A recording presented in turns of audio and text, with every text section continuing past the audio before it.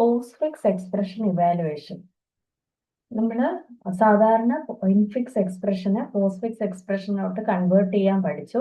ഇനി stack data structure ഉപയോഗിച്ച് എങ്ങനെയാണ് പോസ്റ്റ്ഫിക്സ് എക്സ്പ്രഷനെ ഇവാലുവേറ്റ് ചെയ്യുന്നത് എന്നുള്ളതാണ്. അൽഗോരിതം ഫസ്റ്റ് സ്റ്റെപ്പ് എന്ന് പറയുന്നത് closing bracket we have to add at the end of P. P എന്ന് പറയുന്നത് പോസ്റ്റ്ഫിക്സ് എക്സ്പ്രഷൻ ആണ്. ഇവിടെ തന്നിട്ടുണ്ട് P is the postfix expression. അപ്പം ആദ്യം ചെയ്യേണ്ടത് റൈറ്റ് പാരാന്തസിസ് പോസ്റ്റ്ഫിക്സ് എക്സ്പ്രഷന്റെ അവസാനം ആഡ് ചെയ്ത് കൊടുക്കണം.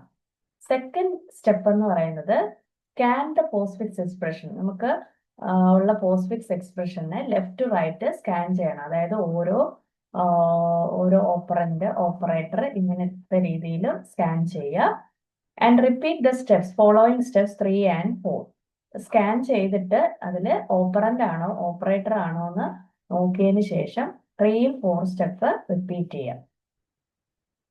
തേർഡ് സ്റ്റെപ്പ് എന്ന് പറയുന്നത് നമ്മൾ സ്കാൻ ചെയ്യുമ്പോൾ if an operant occurs, operant എന്ന് പറയുന്നത് ഓപ്പറേറ്റർ അല്ലാത്ത എല്ലാം ഓപ്പറന്റിലാണ് പറയുന്നത്. അതായത് ഇൻഡിജേഴ്സ് അതിൽ വരാം, വേരിയബിൾസ് വരാം.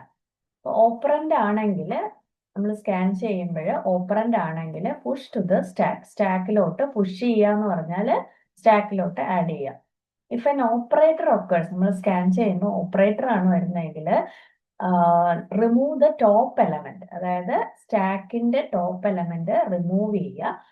A is the top element. Suppose A is the top element and B is the next top element. Then നമ്മൾ രണ്ടും പോപ്പ് ചെയ്തതിന് ശേഷം ഇവാലുവേറ്റ് ചെയ്യുക. അതായത് ഏത് ഓപ്പറേറ്റർ ആണ് വന്നത് അത് വെച്ചുകൊണ്ട് ഇവാലുവേറ്റ് ചെയ്യുക. പ്ലസ് ഓപ്പറേറ്റർ ആണ് ഇപ്പോൾ വന്നതാണെങ്കിൽ നമ്മൾ പെർഫോം ചെയ്യേണ്ടത് A+B ആണ്. ദെൻ നെക്സ്റ്റ് സ്റ്റെപ്പ് എന്ന് പറയുന്നത് പ്ലേസ് ദ റിസൾട്ട്. അതായത് നമ്മൾ ആ റിസൾട്ട് സ്റ്റാക്കിൽ സ്റ്റോർ ചെയ്യാം. ഇത്രയും സ്റ്റെപ്സ് ആണ് പോസ്റ്റ്ഫിക്സ് എക്സ്പ്രഷൻ ഇവാലുവേഷനിൽ ചെയ്യുന്നത്.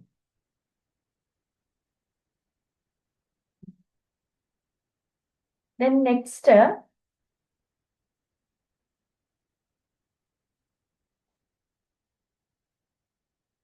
ഒരു എക്സാമ്പിൾ ആണ്.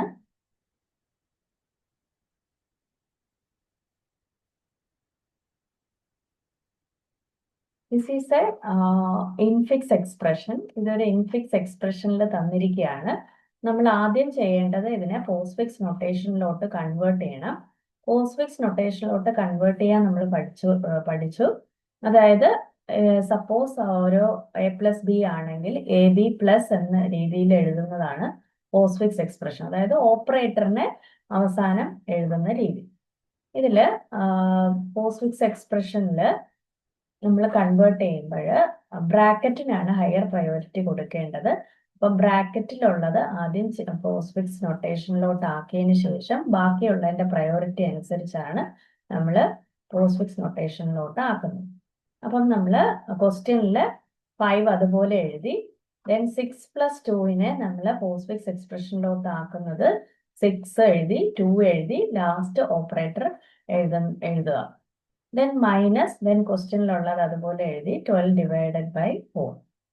ദെൻ നെക്സ്റ്റ് നമ്മൾ ഈ ഒരു എക്സ്പ്രഷൻ നോക്കുമ്പോൾ സ്റ്റാർ എന്ന് പറയുന്ന ഒരു ഓപ്പറേറ്റർ ഉണ്ട്, ഡിവിഷൻ ഓപ്പറേറ്റർ ഉണ്ട്. അപ്പം സ്റ്റാറിനും ഡിവിഷനും ഒരേ പ്രസിഡൻസ് ആണുള്ളത്.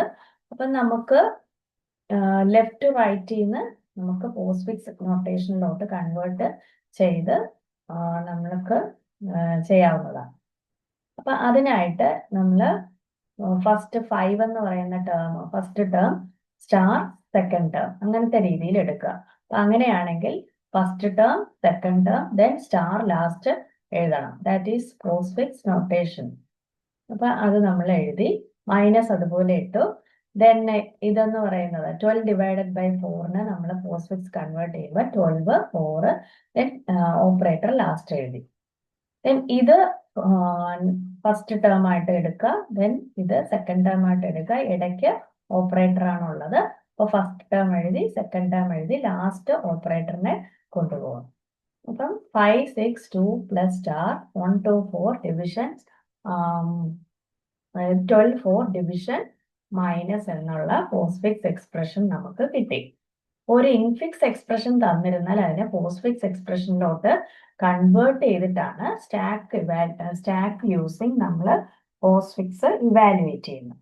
അപ്പൊ നമ്മുടെ പി എന്ന് പറയുന്നത്, അതായത് പി എന്ന് പറയുന്നത് പോസ്റ്റ്ഫിക്സ് എക്സ്പ്രഷൻ ആണ്. 562 പ്ലസ് സ്റ്റാർ 124 ഡിവിഷൻ മൈനസ്. ഇതാണ് നമ്മുടെ postfix expression. Algorithm first step എന്ന് പറയുന്നത്, അൽഗോരിതം എന്ന് പറയുന്നത് നമ്മൾ ക്ലോസിംഗ് പാരാന്തസിസ് നമ്മൾ പിയില് എൻഡിൽ ആഡ് ചെയ്ത് കൊടുക്കണം. പിയുടെ എൻഡിൽ ആഡ് ചെയ്ത് കൊടുക്കണം. ഇതാണ് first step.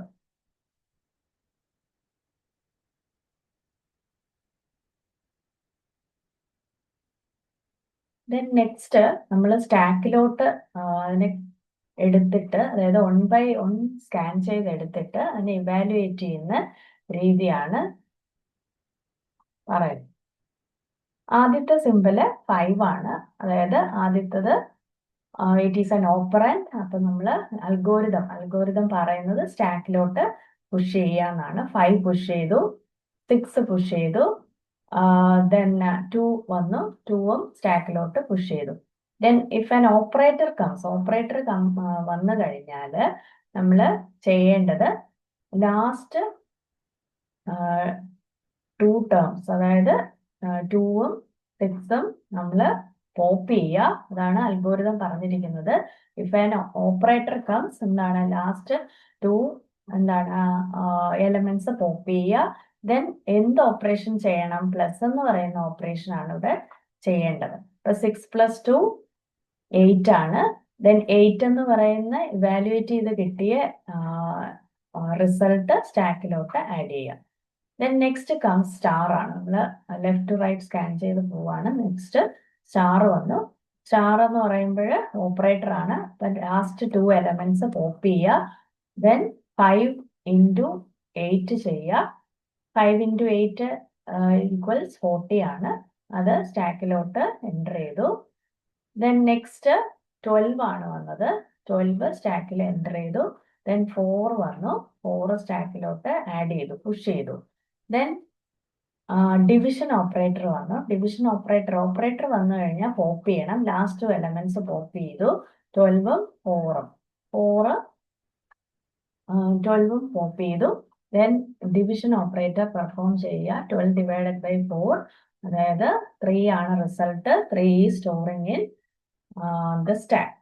Then minus operator വന്നു. മൈനസ് ഓപ്പറേറ്റർ വരുമ്പോൾ, അതായത് ഒരു ഓപ്പറേറ്റർ വരുമ്പോൾ ലാസ്റ്റ് 2 എലമെന്റ്സ് കോപ്പി ചെയ്യുക. 40ഉം 3ഉം. 40 - 3, അതായത് ഈ ഓപ്പറേഷൻ ആണ് ചെയ്യേണ്ടത്. -40 - 3 37. അപ്പൊ നമുക്കൊരു റിസൾട്ട് കിട്ടി. 37 എന്ന് പറയുന്ന റിസൾട്ട് നമുക്ക് ഇവിടെ കിട്ടി. അപ്പൊ ഇങ്ങനെയാണ് സ്റ്റാക്ക് ഉപയോഗിച്ച് നമ്മൾ പോസ്റ്റ്ഫിക്സ് എക്സ്പ്രഷനെ ഇവാലുവേറ്റ് ചെയ്യുന്നത്. അതായത് അതിന്റെ റിസൾട്ട് എങ്ങനെയാണ്, അത് ആ എക്സ്പ്രഷന്റെ റിസൾട്ട് എന്താണ്, എത്ര വാല്യൂ ആണ് കിട്ടുന്നത് എന്നുള്ളത് സ്റ്റാക്ക് ഉപയോഗിച്ച് നമ്മൾ കാൽക്കുലേറ്റ് ചെയ്യുന്നത് ഈ രീതിയാണ്, ഈ മെത്തേഡാണ്.